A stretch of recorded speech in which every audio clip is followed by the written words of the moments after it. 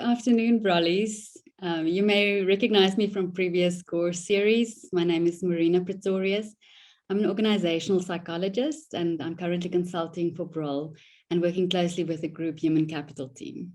It is my privilege again today to welcome you and welcome our speaker to today's session. Today, we are continuing the mini-series with our course series on the power of storytelling and the positive impact it can have on our relationships with one another, and through that, on our well-being. We dive a bit deeper into the power of the collective and how building narratives in teams hold power. During the last 2 years, we have seen many challenges come our way, and time again, we have had the privilege of hearing Brollies share stories of togetherness and collective effort to overcome these challenges. The idea of teamwork is not something we hope to create in Brol because we have seen it already widely practiced. We instead, with today's session, want to further build on already existing culture of teamwork and togetherness. Dr. Shanae Swart joins us again today as speaker and a narrative therapist who has been translating the ideas of storytelling and narrative practices with organizations, communities, and individuals from various cultures and contexts.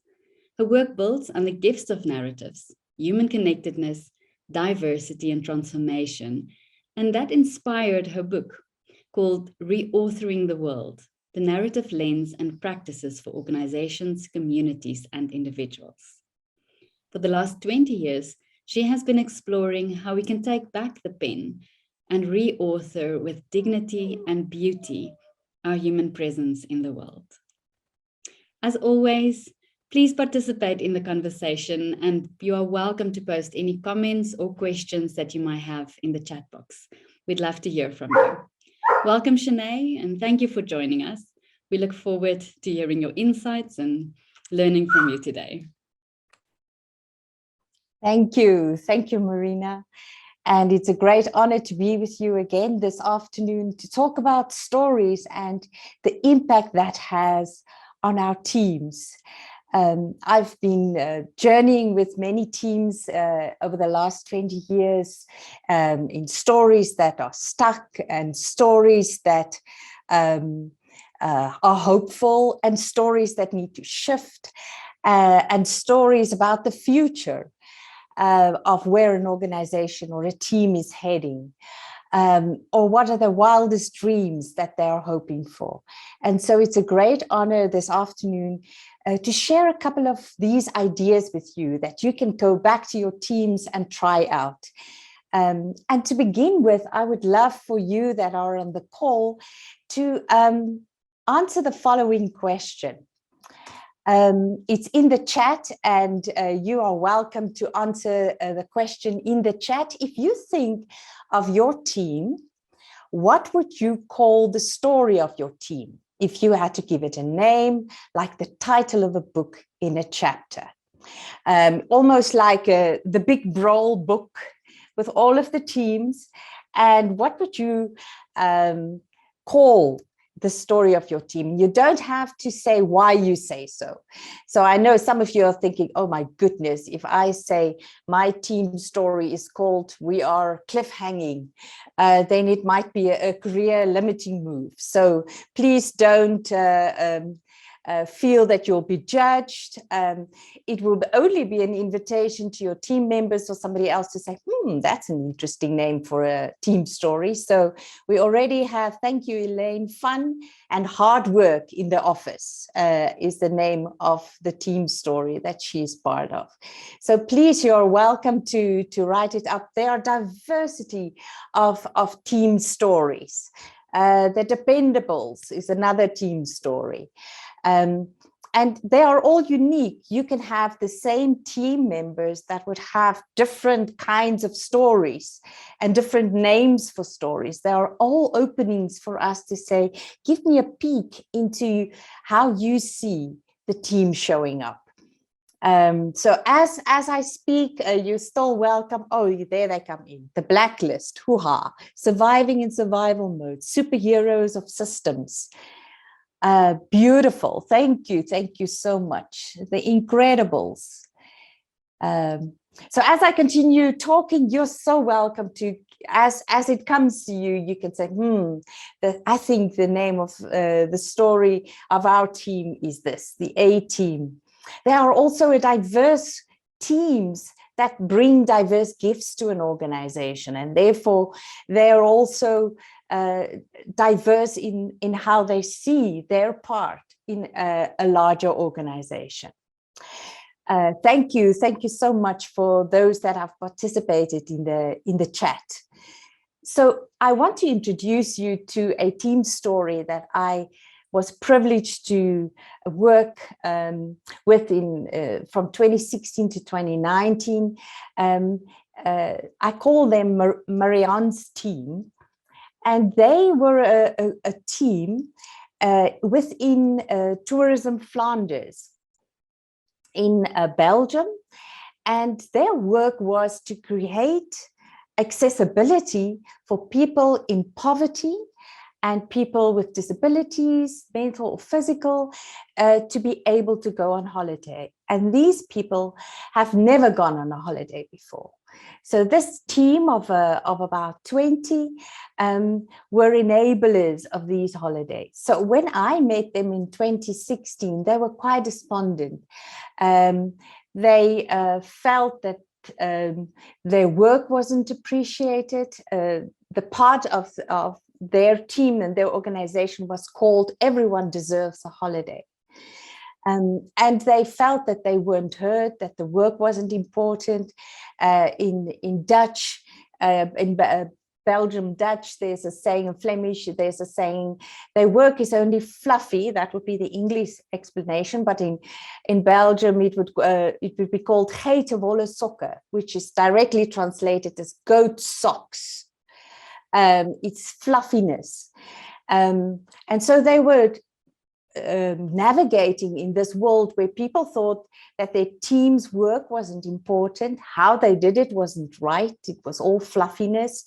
And the larger context of their work was that, imagine that there are lots of ideas about people in poverty, and that they should first get work or they should first get food before they go on a holiday. But for this team, they believed that it was the human right to go on a holiday and to experience a form of rest that is accessible to everybody else. And so when I met them, they were quite stuck. And in the story of our team's work is not important.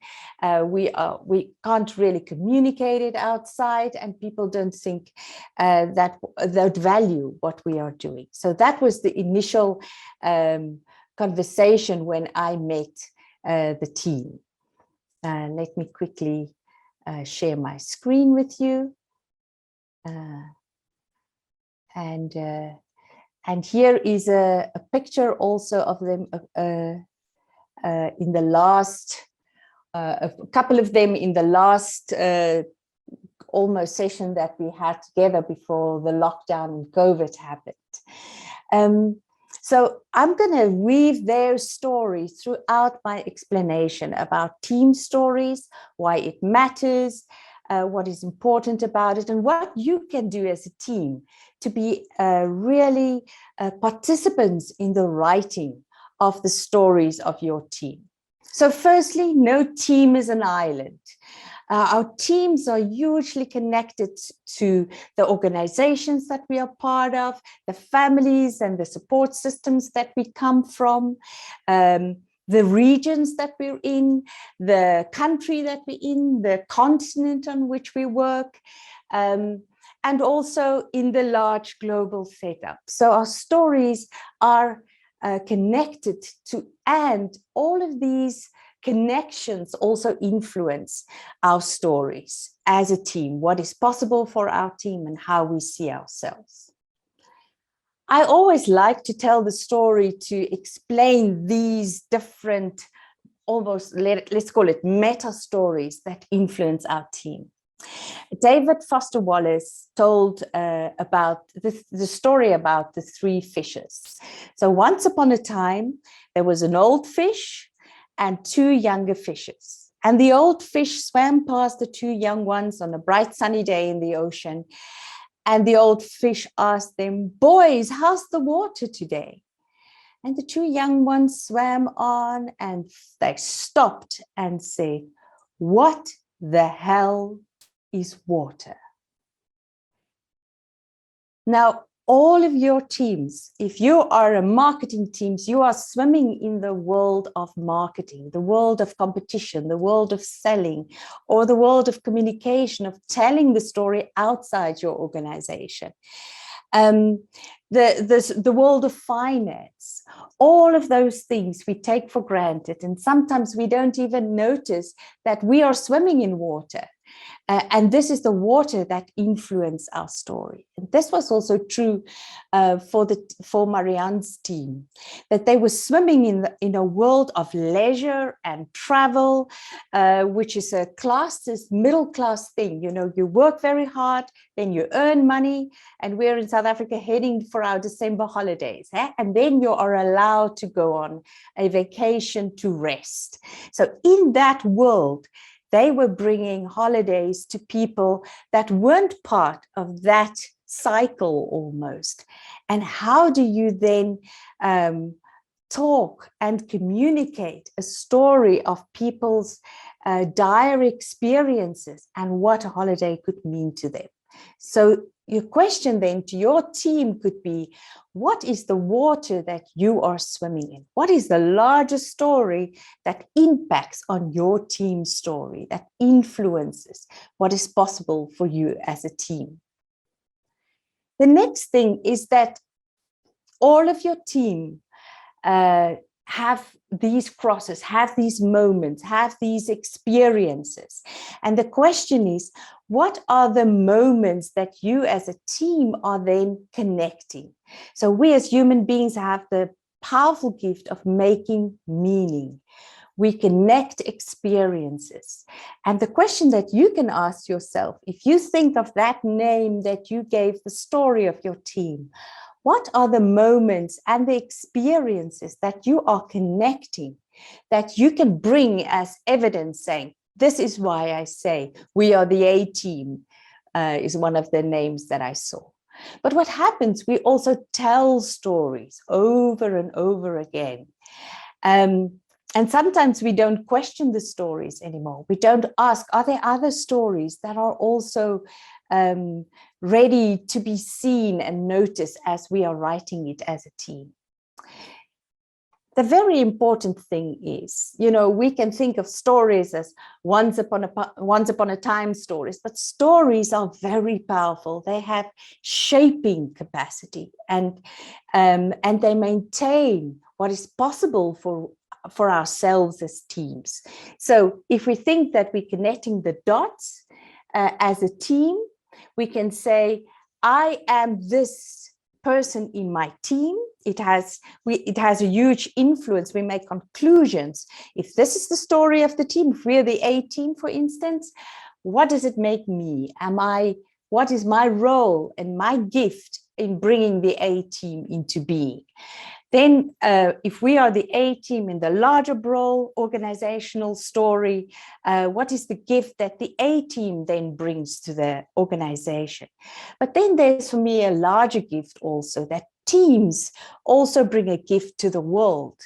It's not only our own organizations that benefit, but it's always, organizations always have networks beyond just the organization. You have stakeholders and customers and clients.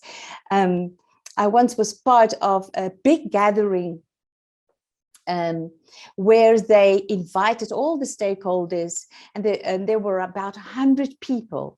And when we asked them to tell the stories as an outsider of this organization, it was so powerful to hear how the organization has been influencing beyond their borders, beyond what they thought. This was only our stakeholders, or our helpers, or our publishers. They also had stories about the organization that influenced their lives. there are always also other stories living. So a team story might, and in the same breath, somebody could say, this is a cliffhanger team. We're just hanging, by a small thread. And then you can have somebody else in the same team saying, oh, we're the A team, we're the best team. So what happens? Sometimes we have competing stories about who we are. It's not a positive story. I think this is the biggest dilemma with teams, that we can often think, this is a negative, or you're being negative. This is a negative story. This is a positive story. This is a bad story, or a good story, or a right story, or a wrong story. Stories, because we are meaning makers and we connect the dots, we also make a story. And the story comes from our own weaving, all of these moments that we have brought together to say, this is how I've come to the story. The story just doesn't fall from the sky. And I think the biggest invitation for teams is, how can we live with the complexity almost of competing stories, of this and that, and to listen to both. And how can we learn from the stories and say, what are the stories we want to grow? What are the stories we want more of? And what are the stories we want less of? And how can we as a team become co-authors of the stories that we write as a team? I already said that our stories aren't on an island in a vacuum. Our stories happen in a certain time in the world, in a pandemic time in the world, in a certain climate and context, certain economic conditions, certain movement and choices, and a climate emergency. So the team story is never just an island. It's influenced by everything that's also happening in the larger world. So what this lens, I call it a lens, a way to see as a team, what can we see is that we are all human beings in this team. And almost I would think of human becomings, that we're not just this is who I am now and forevermore, but the team shapes me and I shape the team. It's a continuous evolvement almost, as team members shape one another, learn from one another's stories and experiences. So as a team, we are meaning makers through language, and the words we use as team members create a whole world. And therefore, if we say the story that I think our team is living into is this, it has a huge impact also on the team, on me, and also on the organization. I already said that our stories of teams shape our identities, our relationships, and our realities. So the invitation of this work and this way of seeing is to look at one another, to look at my team members as co-authors of our story as a team. I am a primary author of my own story. I'm a contributing author also to my team stories. So our stories are then in relationship to myself, to our team members, to the organization, and to the world. And how can we really be writing stories in our team that moves us forward? I think one of the practices that we can do as team members is to listen to one another really intently, and to hear how people in our team are naming the world. That word, the words never and always, it always works, the rolling of the eyes, it always works like that in the team. Is to immediately ask questions about that. What works like that always in the team? And to be curious so that you as a team can make meaning together. You can never decide for a team member what they should mean and how they should see the team. You cannot impose your meaning on somebody else, but you can create the space where people's meaning can be said out loud, and we can start having conversation about where this meaning comes from. So ask questions, curious questions, listen to the stories that are being told in the team. And then as a team, this is your work to do.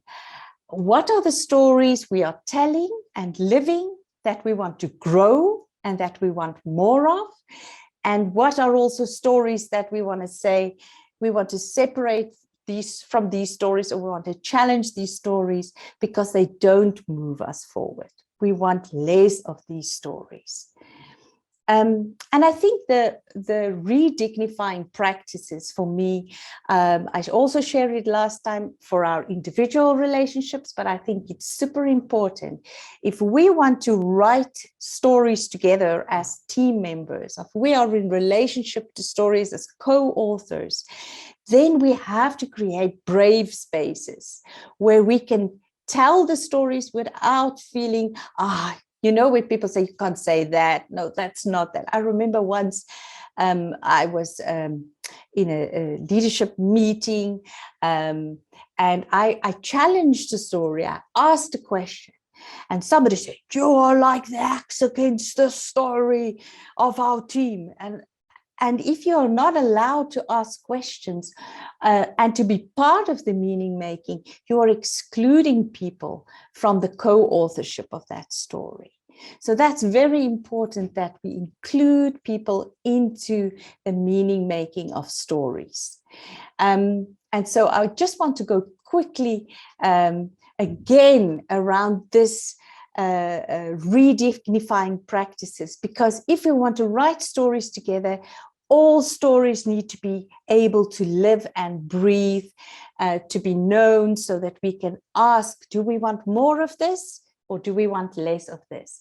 And you can hear that again, very important. I've so often seen teams that they go into the mode of, oh, that's a bad story, or that's a negative story. With the moment we put labels around the stories as bad or negative, then, or wrong even, then people don't feel that they can speak their meaning making.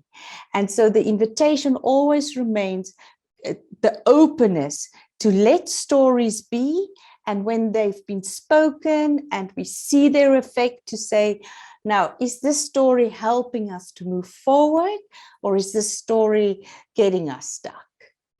So that there's no value judgment in teams when stories are brought. And for me, right in the beginning, all stories need respect.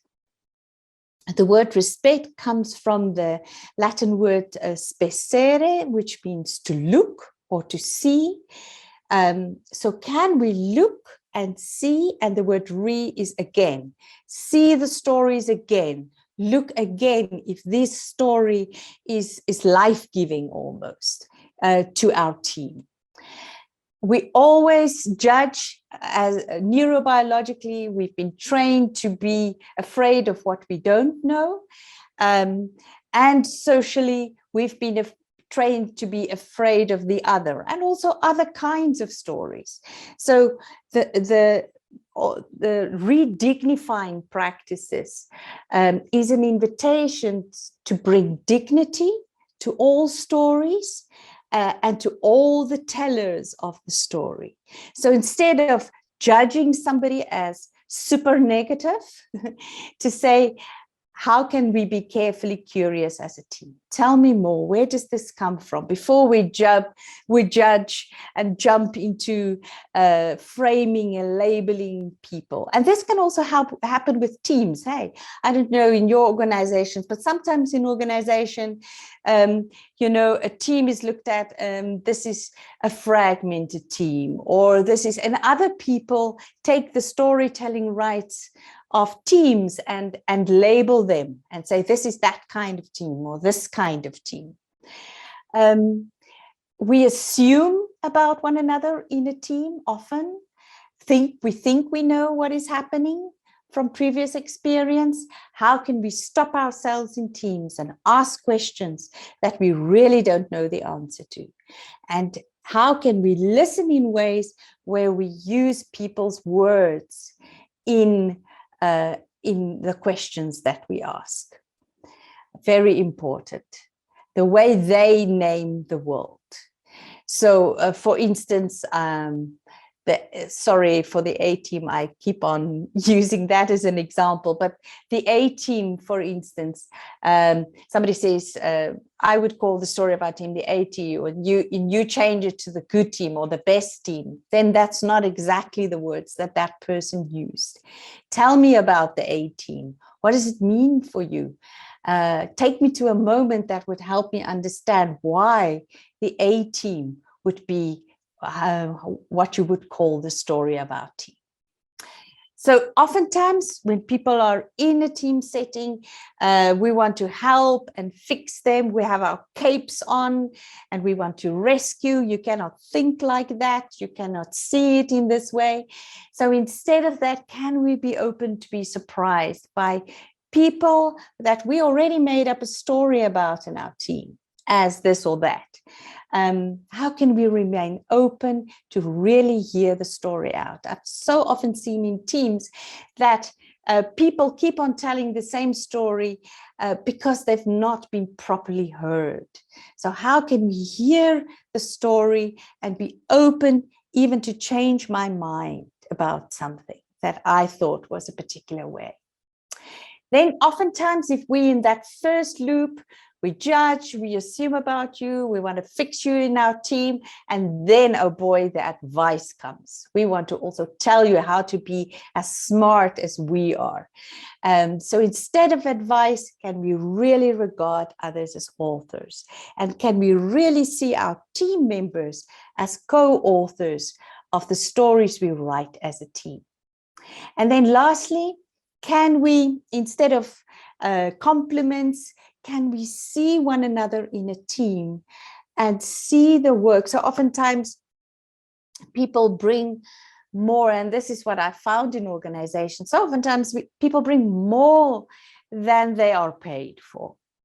And then you would say, when you did this, that really was so useful to me. I didn't understand it quite, but with the way you explained something brought me into the conversation. And then people say, oh no, it's just my job, I get paid for it. There's lots of stuff that happens in organizational life that's beyond the paycheck. That people bring their gifts to an organization in such a powerful way. And how can we honor that and say, when you did that, that is what it did to me. This is how it helped me, or that's how it changed my mind or opened up something that I might have been stuck in. So what can we do with dream stories? How are they written? They are written in actions and sometimes also in inactions. Hey, something is not done, and then people make up a story about that. Stories are written in our own meaning making. Oh, so that team was late. So what does that say about, and then we all make it up. If we don't ask the question, we make up the story also about other teams. Stories are also made in the telling, when people say, oh, we are this team, and this is how we go about. And sometimes stories are reinforced. I remember once there was a new IT rollout process in an organization, and this was the team that had to roll out this new IT system. And the previous rollout totally failed. And so the members of the current team was both made up of the previous team and new members. And the moment things started to lag behind, people started saying, oh yes, it's not gonna work, huh? So they started retelling the story of the previous rollout and didn't give this process enough time to breathe and to take its own pace as it's unfolded. So we write stories in the tellings, but sometimes the retellings also of stories. And sometimes our silence is also saying something, is also writing a story. If you want to really understand a story, if somebody says, we are this kind of team, and you totally disagree, this is a cheat question for you. You can ask about moments. We all have moments in our lives, and that are clues almost for the stories and for the different experiences that we connect and that make up the whole story. So when somebody says something you totally disagree or even agree, you can say, can you take me to a moment that would help me understand why this is what you would call our team story? Then we are honoring them without any judgment. We are open enough to listen so that we can understand what makes the team tick in all its diversity. Here are some questions that I want to offer to you as teams to go and explore. If this work speaks to you, here are some questions that you can use, and these questions will also be made available to you. So if you think of your team, some of you already answered the first question. If you think of your team, what would you call the story of your team if you had to give it a name, like the title in a chapter of a book? And you can think of this book as the Brol book with all of the team stories in there.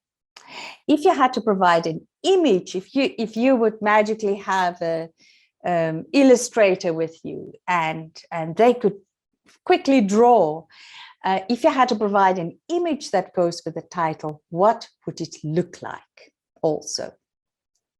The next question that you can ask one another in your teams is, who has the storytelling rights to the story? So what oftentimes happens is that we would have strong voices or leadership voices in the room, and they would override some of the tellings of the story. They would say, no, that's not true. And if they are in a powerful position, they can sort of decide who is allowed to tell the story.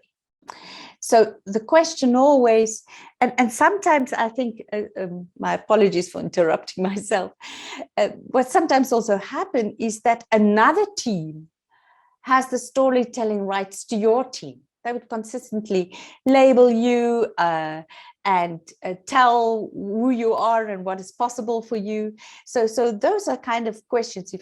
If you as a team come together, you can say, who have the storytelling rights to our story?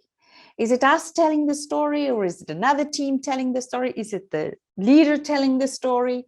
Are we all co-authors of this story of our team? And then that moment question, take us to a moment with your team that would help us understand, why would you say this is the A team?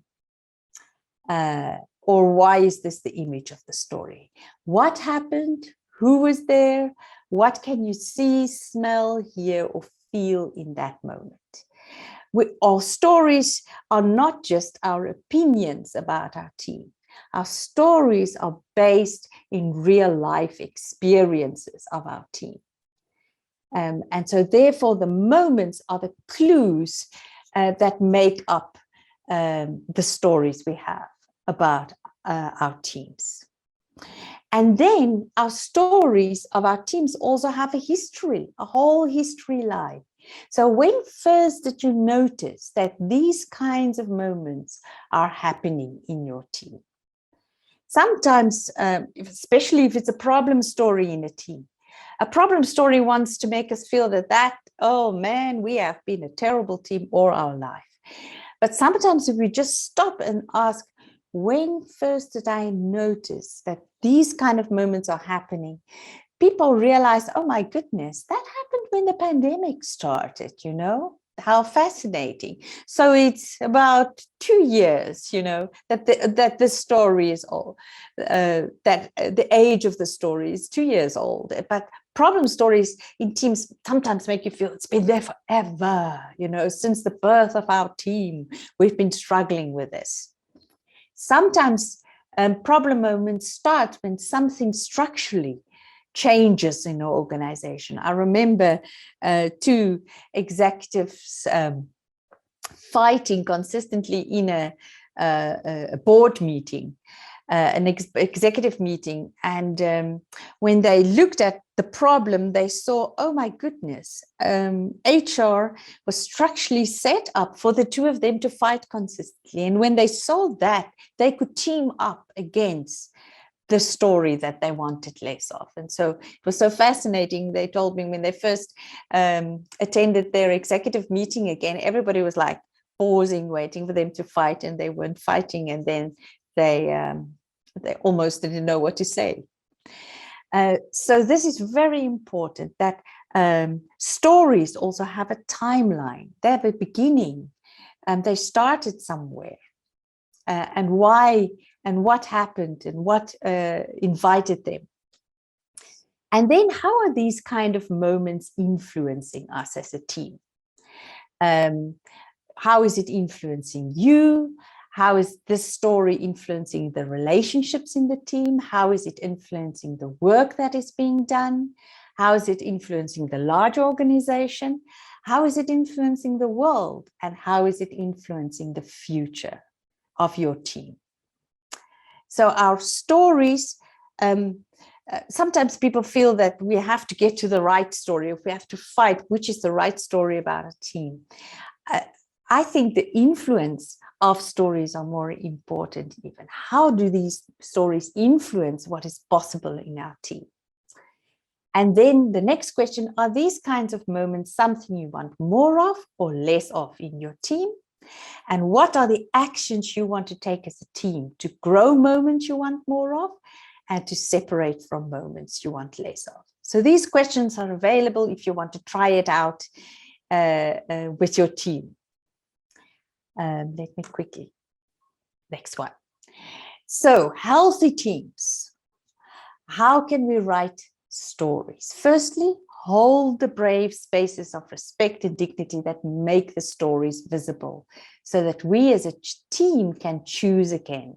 I think sometimes stories just have a life of their own and they do their own thing. And because we don't stop and say, whoa, what are the stories we're growing in this team? And is this really what we want to be part of?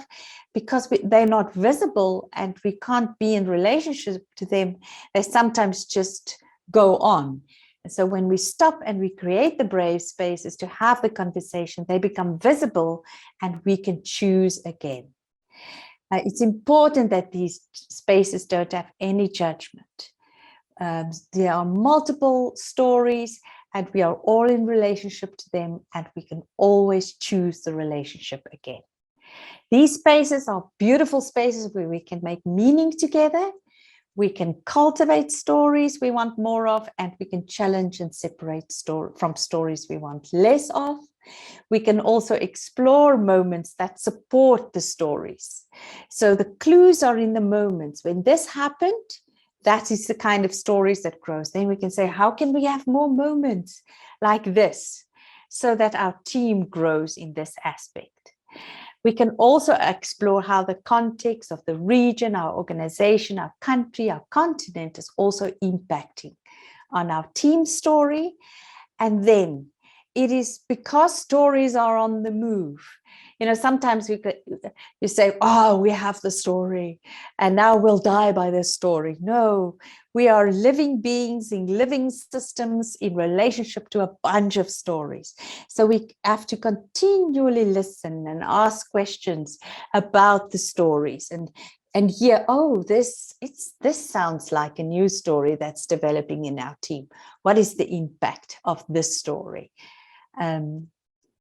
And then lastly, I want to share a quote from Trevor Noah. He was interviewed, the Washington Post, you can watch it on YouTube, The Future of Everything, I think the conference was called. And Trevor Noah, who is our dearly beloved comedian here in South Africa that's now heading up the Daily Show in the US. His whole panel was sitting with him, and the interviewer from the Washington Post asked Trevor, so what do you, how do you see yourself in 10 years from now? And he didn't really answer the question, and he said, I don't think like that. And, before he could really explain what he meant, it went off to the rest of the panel.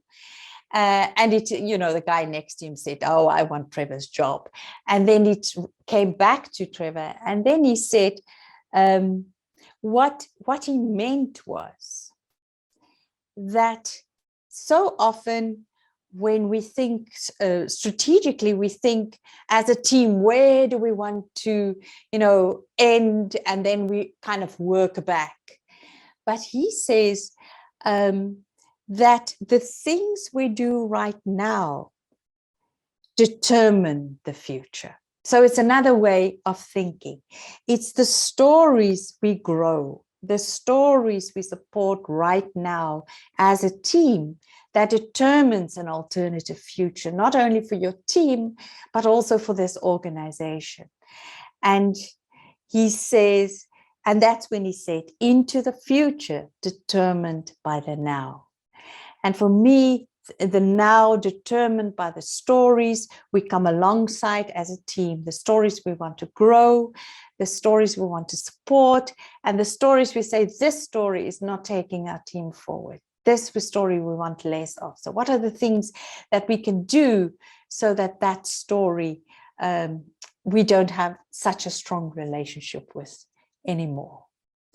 So thank you so much for listening. It's been a great honor to share with you the power of stories, of teams, how we can nourish and grow and support it, and how we can also stand in a different relationship to them. Thank you again, Marina. Shanae, thank you so much. I just love the word human becomings. It is such a beautiful spin on us being human beings. But if we can think about ourselves within a team as human becomings and how we help each other to become through the stories that we tell, it's it's beautiful to me. I think you gave us so many practical tools today in the form of the questions and how we do it. But I want to ask you to add one more layer of practicality to that. Because I can imagine people listening to you and saying, yes, these sound like great questions, but when am I going to ask them? And, how will it look like? How will it be? Do we need a facilitator to facilitate it? So I'd like you to just give us a few tips. If there's people on the group now that's listening and say, well, there's 4 of my team members on this call, and we want to make this now practical. You mentioned, that you create a space for this, but I guess you will have to create time as well. That forms part of that space. But how could it practically look like for a group of 5 or 6 people to now take these questions and ask them and use them as practical tools to start telling and uncovering the stories? Mm-hmm. I think the end of the year is like a great time to do it anyway. So practically, it's interesting. So first we have to get our relationship with time in order. So in the Western world, we have a linear relationship with time, which means there's not enough, it's scarce, and it can easily be wasted. So if my invitation to you would be, if you take time for this, you would redeem time. Mm-hmm. That means that you end the year in a space where you can step on that space for next year. So for me, this is once we're in a room and we really hear where our team is at and we hear what is emerging for our team, it is light years that you win, that are beyond words. So firstly, that create the space. The space speaks with us. So I'm not sure if you are in person already or just online, but if you can meet in person, that'll be fantastic. But then you have to meet in a space that is a participant for you to have the conversation. So natural light, natural air, nature, good food and drink. It sounds like a year-end party.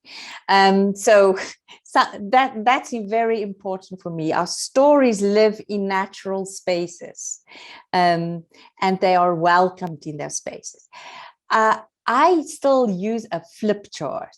Now, I don't know if those things are available, but get big piece of paper from HR, and just write on that piece of paper all the story, your answers to all the questions. Have like 4 or 5 different colors of pens.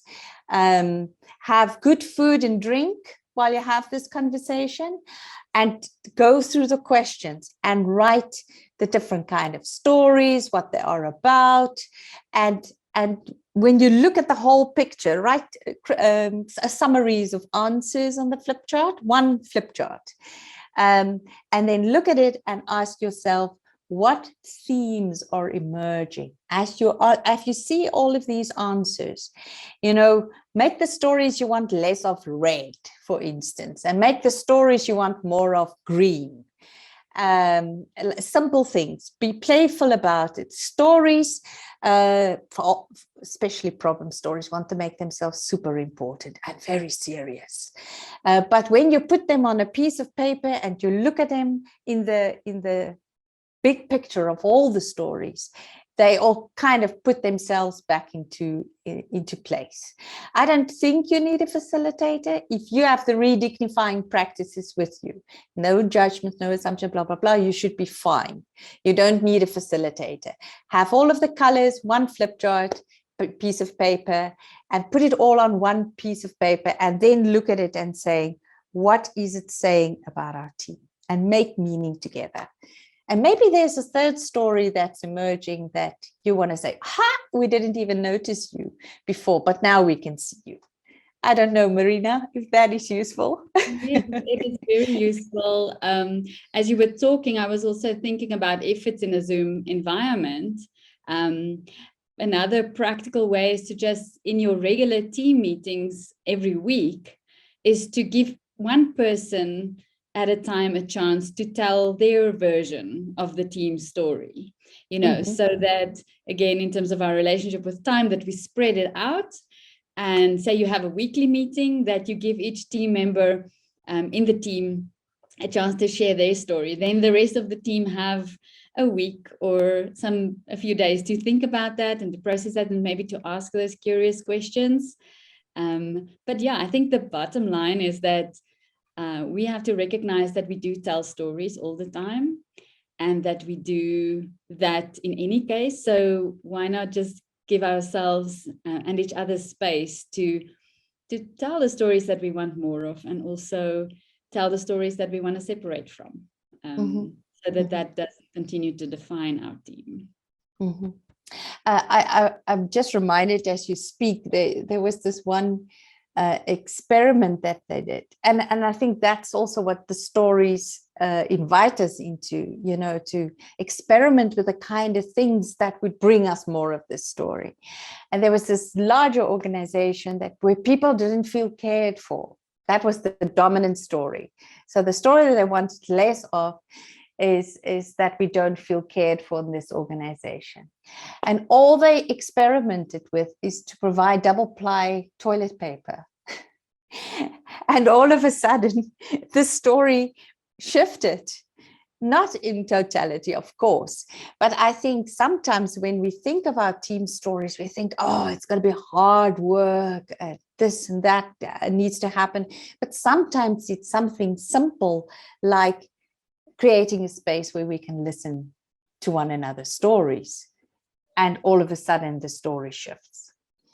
So I would be very curious to also hear from the groups what they tried out and what within your context, what was useful for the shifting of stories. And that's the beauty, that stories can shift, that we don't have to be stuck with a team story now and forevermore, but it's a movement, always on the move. Yeah.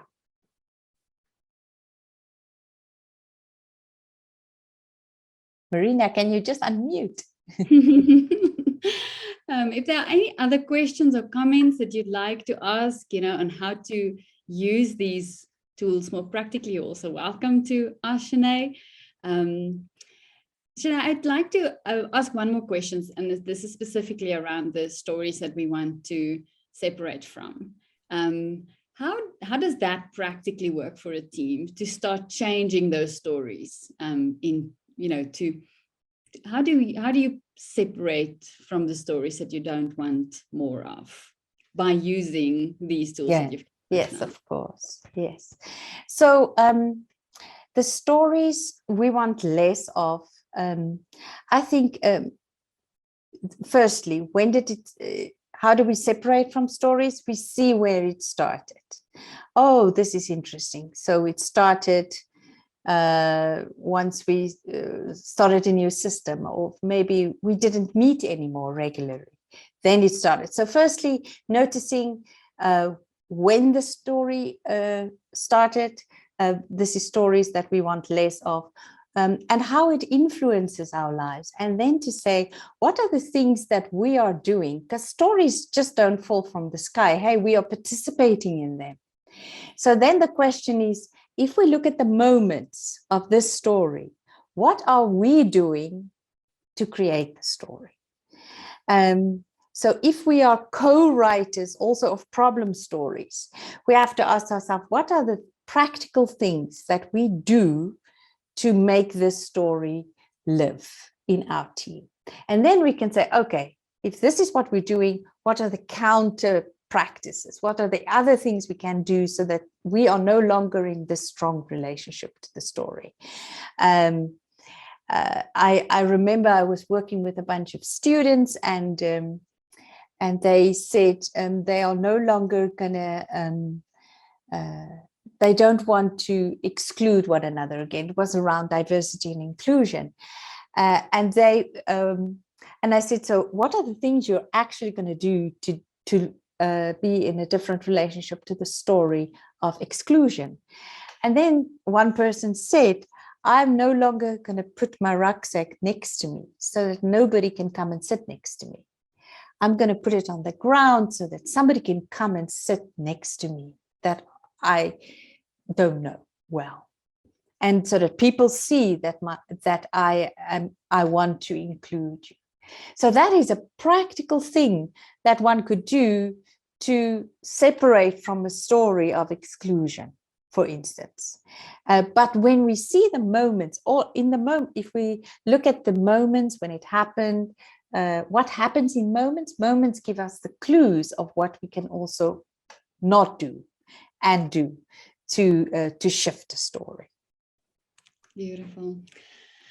Colleagues, so what this mini series on narrative tried to do was to give you a very practical tool on a new way of getting the meaning out into the world of what we've made of the processes, and that's called stories. So we hope that you took something from this, and Sinead, I really want to thank you for offering us this gift of a story as a tool to build into our well-being. First of all, to understand our own stories, understand the stories that we tell about ourselves, about us in the world, and also now very practical tools to ask each other those questions, to hear and listen to the stories, to make meaning of it, and then to change those stories that we don't want more of, or that we want to have different about ourselves and our teams.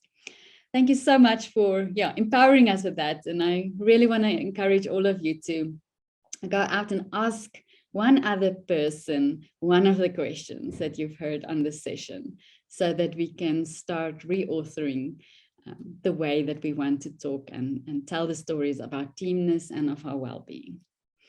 Thank you for your time. And thank you. Great honor. good afternoon, everyone.